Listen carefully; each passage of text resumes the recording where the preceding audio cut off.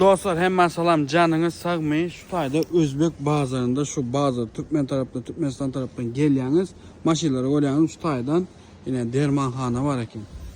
Derdi neme diyecek olan bizde daha çoğuzda yok dermanları reski şu gelip derdi bazarda alıp gidip biliyorsunuz diyecek olan da bizde yok olsa tap bilmeseniz mesela Özbekistan'ın aptekine gelip günü berden alıp gidip biliyorsunuz, görüyorsunuz mu?